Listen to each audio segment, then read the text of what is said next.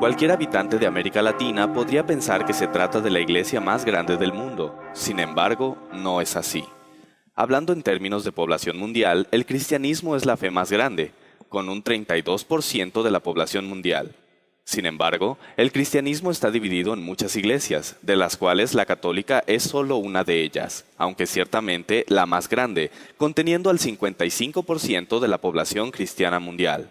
En cambio, la fe musulmana contiene al 20% de toda la población del planeta. Esto significa un número aproximado de 1.200 millones de musulmanes, contra apenas un poco más de 1.000 millones de católicos en todo el mundo.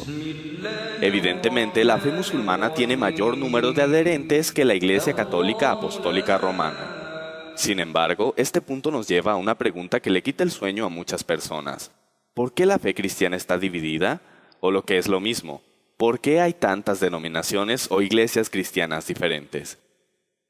Para conocer la respuesta, debemos remontarnos algunos cientos de años atrás, hacia la época del mismo ser que ha dado origen a la fe mayoritaria de un continente en el que ni siquiera nació, Jesucristo. Jesucristo nació judío, pueblo que posee una fe propia conocida como judaísmo, por lo cual Jesucristo fue educado creyente de esa fe. Significaba que adoraba en las mismas sinagogas que sus compatriotas.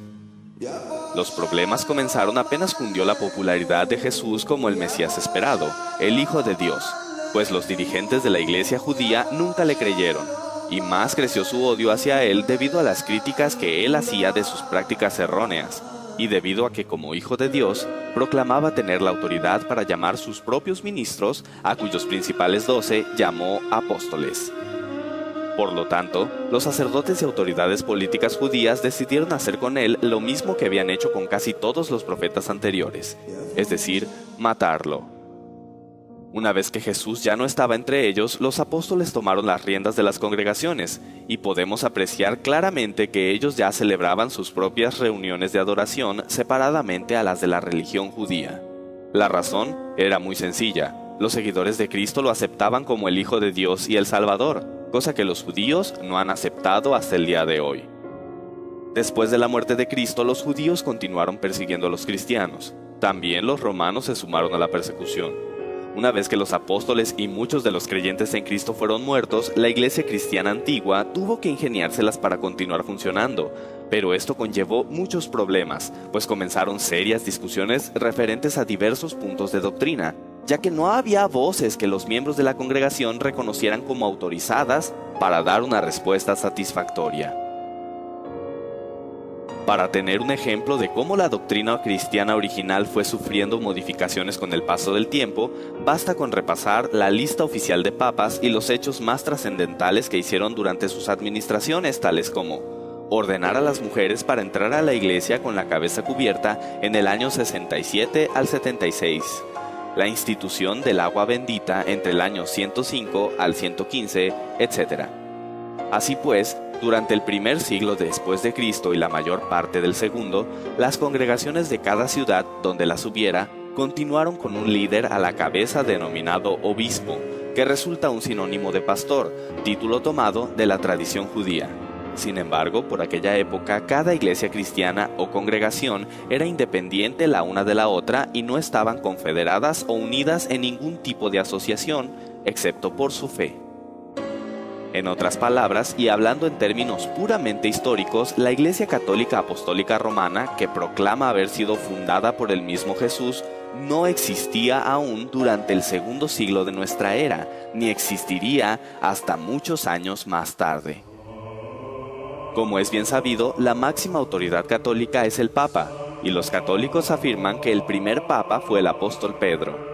Empero, en ninguna parte de la Biblia se menciona que Pedro haya sido nombrado Papa por Jesús, y esto es porque la palabra Papa no fue aplicada al máximo dirigente católico sino hasta el siglo XI, cuando Urbino II, obispo de Roma, propuso que se usara ese término para denominarlos, pues hasta ese año, 1093, se les llamaba Pontífice Romano u Obispo de Roma, o sea, que en realidad el primer papa no fue Pedro, sino más bien Urbano II. La razón es obvia. Pero, ¿por qué la máxima autoridad católica estaría en Roma? ¿No resultaría más lógico que estuviera en Jerusalén? Además, ¿no eran los romanos perseguidores de los cristianos? La respuesta a esta subsecuente interrogante nos lleva al nombre mismo de la iglesia en cuestión: Iglesia Católica Apostólica Romana. Durante el siglo III aproximadamente, los obispos de Roma decidieron que al estar en la sede del gobierno político más poderoso del mundo de aquel entonces, debían tener también la mayor jerarquía sobre los demás obispos, y por ende, sobre las demás congregaciones cristianas. Durante los años sucesivos, los demás obispos de Roma reclamaron la misma supremacía sobre las demás iglesias. Es ahí donde comienza la historia del líder eclesiástico de una iglesia local como líder de un movimiento religioso de clase mundial. Para justificar su reclamo de hegemonía, argumentaron que Pedro, sucesor de Cristo en el liderato de su fe, había sido el primer obispo de Roma. Sin embargo, como ya hemos mencionado antes, el obispo era la persona a quien se ponía al frente de una congregación para que se hiciera cargo de ella. La Enciclopedia Católica, al justificar la sucesión de San Pedro a través de los papas, cita correspondencia entre autoridades cristianas, donde solo se hace referencia a la idea de que los obispos de Roma heredaron de Pedro la autoridad para legislar sobre el resto de las congregaciones. Curiosamente, estas referencias abundan a partir del siglo III en adelante, mientras que hacia atrás suman apenas 2 o 3. Incluso, hace mención de una idea contraria a la que ellos sostenían. El episcopado petrino era, según los opositores, una novedad que venía de los primeros días del siglo III y que había suplantado una tradición más antigua, según la cual Pedro y Pablo habían sido los cofundadores y Lino el primer obispo. La verdad es que Pedro no dejó ningún documento donde haga constar que los obispos de Roma son sus sucesores o cabeza de la iglesia como conjunto. Pedro no pudo haberse hecho cargo de esa congregación, debido a que sus constantes viajes le habrían impedido cumplir debidamente con las obligaciones que eso conlleva. De hecho, la aseveración católica de que Pedro vivió en los últimos años de su vida en Roma es virtualmente imposible de comprobar históricamente. Inclusive, la misma Enciclopedia Católica lo afirma de la siguiente manera. En cuanto a la duración de su actividad apostólica en la capital romana, la continuidad o no de su residencia allí, los detalles y éxito de sus trabajos y la cronología de su arribo y de su muerte, todas estas cuestiones son inciertas y pueden resolverse solamente mediante hipótesis más o menos bien fundadas. Pero, sobre todo, hay que recordar que Pedro tenía una jerarquía mayor que la de un simple pastor u obispo. Él era un apóstol, título que recibió de manos de Jesús. Roma fue considerada sede de la autoridad cristiana desde el siglo III, pero no hay que pensar que eran aceptados por el gobierno romano. Como hemos mencionado antes, aún eran perseguidos tanto por judíos como por romanos.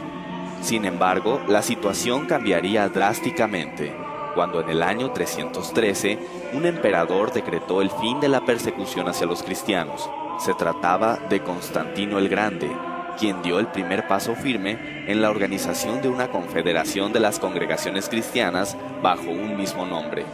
A más de 300 años después de Cristo, la Iglesia Católica no existía aún. Después de la partida de los apóstoles, la sencillez del evangelio fue corrompida o se fue apartando de él. Un ejemplo de todo esto es lo concerniente al bautismo, requisito indispensable para ser declarado miembro de una congregación cristiana. La palabra española bautismo significa sumergir, zambullir, hundir en el agua. La inmersión era la forma primitiva generalizada, de ello dan testimonio arqueológico las grandes fuentes bautismales del arte paleocristiano en numerosos templos cristianos en Oriente y Occidente. En el segundo siglo, el bautismo fue restringido a los 2 días festivos de la Pascua y del Pentecostés, y se necesitaba un curso de 3 años para poder recibir dicho sacramento. Para el siglo III se reconoció el bautismo infantil y posteriormente se institucionalizaría con el fin de volver al catolicismo a todo el Imperio Romano. El primer escritor cristiano que menciona el bautismo infantil es Tertuliano, y él se opuso. Nosotros no somos lavados para después cesar de pecar, sino porque hemos cesado de pecar. John L. Mosheim, en su libro Ecclesiastical History, escribe: el método antiguo de gobierno eclesiástico parecía subsistir en general todavía, mientras al mismo tiempo variaba el mando primitivo y degeneraba hacia la forma de una monarquía religiosa. Es un hecho históricamente aceptado que había pugnas de poder dentro de los círculos ministeriales del cristianismo. Sin embargo, no todos estaban dispuestos a aceptar tales reformas jerárquicas tan fácilmente. Si todas las comunidades, fraternidades cristianas son iguales, lo son sus obispos, como sucesores de los apóstoles con los mismos derechos entre sí. Por eso, los obispos o jefes de comunidades son colegas o coepiscopos. Las cuestiones que hemos mencionado hasta ahora no eran las únicas controversias que se manejaban. Era evidente que no había orden dentro del cristianismo y mucha confusión. Es ahí donde entra en escena Constantino. Nació en Naissus el 27 de febrero de 272 y a pesar de que los romanos habían perseguido ferozmente a los cristianos durante muchos años, Constantino se convirtió en su defensor, supuestamente tras haber tenido una visión en la que vio una cruz en el cielo y un sueño posterior en el que se le ordenó añadir un nuevo símbolo a su estandarte en 312 después de Cristo. Cabe hacer hincapié en que se hizo simpatizante del cristianismo, mas no se bautizó. Un año después, en 313, Constantino y Licinio, quienes eran los líderes del Imperio Occidental y Oriental respectivamente, firmaron el Edicto de Milán, en el cual se promulgaba la libertad de adoración en el Imperio Romano y daba a Constantino el título de legislador de la Iglesia. Que a los cristianos y a todos los demás se conceda libre facultad de seguir la religión que a bien tengan, sea lícito a cada uno dedicar su alma a aquella religión que estimare convenirle. De esta manera, inusitada y súbita, los cristianos tuvieron una posición diametralmente distinta dentro de la sociedad. Pero fue tan diametralmente distinta su nueva posición que evidentemente alejados del evangelio de amor al prójimo que predicó Jesús, se convirtieron en verdugos al perseguir, torturar y asesinar a los paganos a partir de los años 314 y 315. Finalmente, en 324, Constantino declaró al cristianismo la iglesia oficial para que ésta sirviera de medio para unificar su imperio. Una vez en este punto, los cismas, contenciones, confusiones y demás problemas doctrinales se potencializaron. Temiendo que estos conflictos volvieran a dividir al imperio, Constantino convocó al llamado Concilio de Nicea, donde se pretendía llegar a un acuerdo sobre temas hasta hoy tan controversiales como la naturaleza de Dios y su relación con el Hijo y el Espíritu Santo. Había diversas facciones que proclamaban opiniones al respecto, y el emperador Constantino, aunque no entendía los detalles de las discusiones de teología griega, notó que el grupo de Atanasio no cedería, y sería complicado mantener el orden del imperio. Por esta razón, y aconsejado por Ocio, decidió en favor de Atanasio, proclamando que Jesús era consustancial con el Padre. Con esta fórmula como base, se compuso el credo niceno en el que se resumía la doctrina cristiana, porque así como la verdad cristiana nos compele a reconocer a cada una de estas personas de ser en sí misma Dios y Señor, así también la Iglesia Católica nos prohíbe decir que hay tres dioses o tres señores. Todos los que no estuvieron de acuerdo fueron excomulgados. De esta manera, queda de manifiesto que la decisión sobre quién era Dios fue tomada por un hombre que no solamente no era sacerdote, sino que ni siquiera pertenecía a la comunidad cristiana porque no había querido ser bautizado. Como Pontífex Máximo, poseía el monopolio de la legislación en asuntos de iglesia. Al organizarse la iglesia en patriarcados y diócesis durante el Concilio de Nicea, se les otorgó el mismo rango a las sedes patriarcales de Roma, Alejandría, Antioquía y Jerusalén, cuyos titulares recibieron el nombre de arzobispos. El Concilio de Nicea había logrado confederar al cristianismo y vemos cómo construyeron un credo con el objetivo de poner fin a las reiteradas y enconadas disputas doctrinales. El término católico ya se empleaba antes del siglo III. De hecho, el primer registro que existe de este se encuentra en la carta del obispo San Ignacio de Antioquía a los esmirionitas en el año 110 después de Cristo. Donde esté el obispo, esté la muchedumbre, así como donde está Jesucristo, está la Iglesia Católica. Los estudiosos discuten si católico en este contexto significa universal o verdadera, auténtica.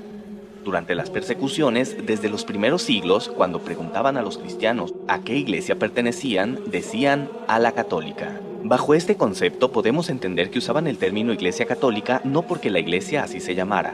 Usaban el término católico para referirse a que pertenecían a la iglesia verdadera, es decir, la iglesia de Cristo, dando a entender que las demás iglesias eran falsas. Fue hasta el siglo IV cuando la iglesia que Constantino organizó fue nombrada católica. Actualmente se prefiere el significado universal para el término católico. En este punto realmente nace lo que ahora conocemos como Iglesia Católica y podemos entender entonces por qué la nacionalidad romana va junto a su nombre. Cuando Constantino cambia la capital del imperio a Bizancio, el obispo de esa ciudad quiso tener la misma preponderancia que su colega romano. Esto es una prueba de que la hegemonía del obispo romano sobre el resto de la iglesia se debe a su ubicación en la capital romana y que la supuesta sucesión de San Pedro es solo un pretexto. En el Cuarto Concilio Ecuménico celebrado en Calcedonia en el año 451, se reconoció a Constantinopla el mismo primado que a Roma. En este concilio ecuménico, el obispo de Constantinopla pasó a recibir el título de Patriarca Ecuménico.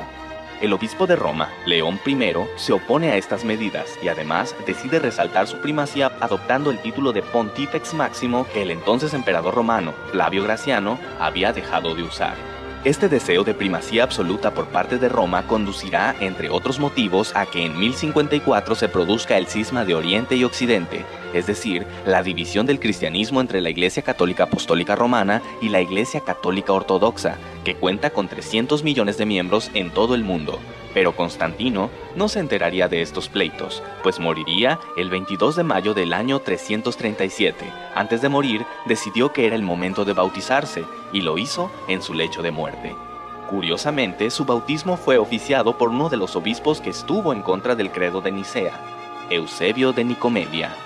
En vista de todo esto, podemos decir que el gran gestor de la Iglesia Católica Romana no fue ni Jesús ni Pedro, sino Constantino, este emperador que vivió varios siglos después de ellos, pues fue él quien organizó a la Iglesia y determinó la base doctrinal que de todos modos seguiría sufriendo muchos cambios aún hasta nuestros días. Los cristianos obtuvieron libertad de adoración gracias al Edicto de Milán, pero la Iglesia Católica dejaría esas libertades de lado al exterminar implacablemente a cualquier persona o nación que se interpusiera a sus intereses o que profesara creencias diferentes a su doctrina. Y finalmente llega el momento de responder a la primera pregunta que planteamos. ¿Por qué el cristianismo está dividido? Podemos concluir que hay muchas iglesias cristianas debido a personas que se percataron de que la doctrina predicada por la Iglesia Católica se distanciaba abismalmente del evangelio de aquel personaje que afirman fue su fundador. Tal vez el tiempo ha empañado la historia temprana de la Iglesia Católica, pero finalmente la historia siempre nos dará una idea de nuestras raíces, y nuestras raíces siempre serán una indicación de quiénes somos en realidad.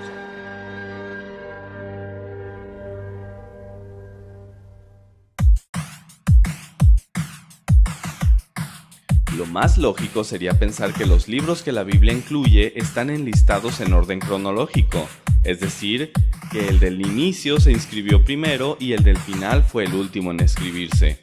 Una presunción justificada por el orden dado a los libros, pero equivocada.